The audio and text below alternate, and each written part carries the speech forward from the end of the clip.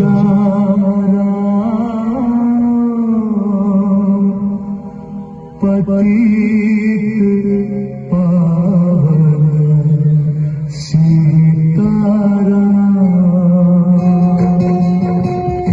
ईश्वर अल्लाह तेरे नाम सबको सन्मति दे भगवान।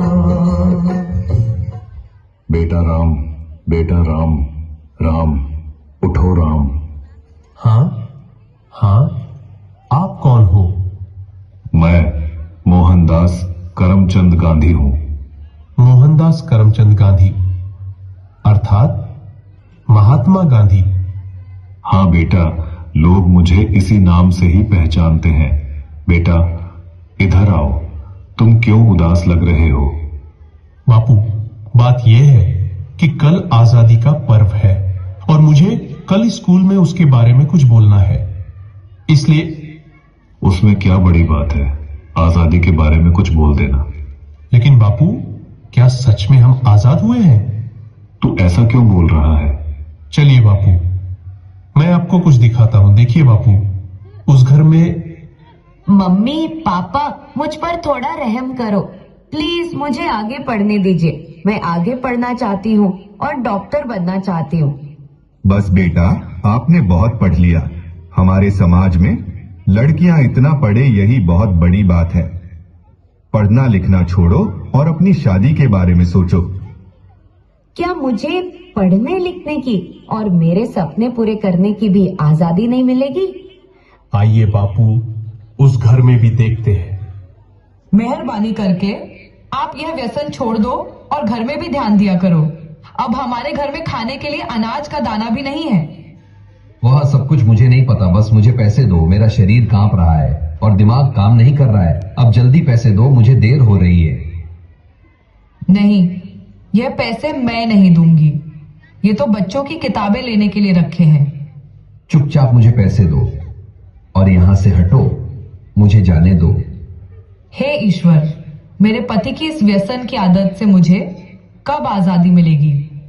बापू, और आगे चलिए, मैं आपको एक रिश्वतखोर अधिकारी बताता हूं। साहब, कई दिनों से मैं आपकी ऑफिस के चक्कर लगा रहा हूं। अब तो मेहरबानी करके मेरा काम कर दीजिए। अरे भाई, कितनी बार बोलूं तुझे, तेरा काम बहुत कठिन है और बड़े साहब मना कर रहे हैं। तुझे जो समझाया है ऐसे करो ना भाई। लेकिन साहब, मेरे सभी कागज ठीक है और मैं अपना हक पाने का हकदार हूं, तो मैं रिश्वत क्यों दूं? तब तो सत्यवादी हरिश्चंद्र बनकर तुम्हारी सब फाइलों को लेकर इधर उधर फिरते रहो, जाओ, तुम्हारा काम नहीं होगा। हे ईश्वर, हमारे जैसे ईमानदार लोगों को ऐसे रिश्वतखोर अधिकारियों से कब आजादी मिलेगी? चलो बापू आगे। अरे भैया, ठीक से तोल माप किया करो। गेहूं और चावल तो मिले, पर दूसरी चीज कहां पर है? अरे भैया, आपको जल्दी आना चाहिए ना। बाकी सामान तो सब खत्म हो गया है। आगे से ही कम सामान आया था, उसमें हम क्या कर सकते हैं? आपने तो कल ही सामान देना शुरू किया है, तो खत्म कैसे हो सकता है? अरे यहां से निकलो भैया, और लोग भी लाइन में राह देख रहे हैं। आपको जो शिकायत है वह बड़े अधिकारी से जाकर करना। हे भगवान, हम गरीबों को ऐसे अनाज की तस्करी करने वाले लोगों से कब आजादी मिलेगी? देखा ना बापू आपने, क्या आपको लग रहा है कि सच में हमारा देश आजाद हुआ है? आज के समय में भी लड़कियों को पढ़ने की आजादी नहीं है। आज के समय में बहुत सारे लोग व्यसन के अधीन होकर अपने घर की जिम्मेदारी को भूल रहे हैं। यहाँ पर सरकारी अधिकारी भी रिश्वत लेकर अपना काम करते हैं। अनाज बेचने वाला भी अनाज की तस्करी करके गरीबों का अधिकार छीन रहे हैं। क्या हम सच में आजाद हुए हैं?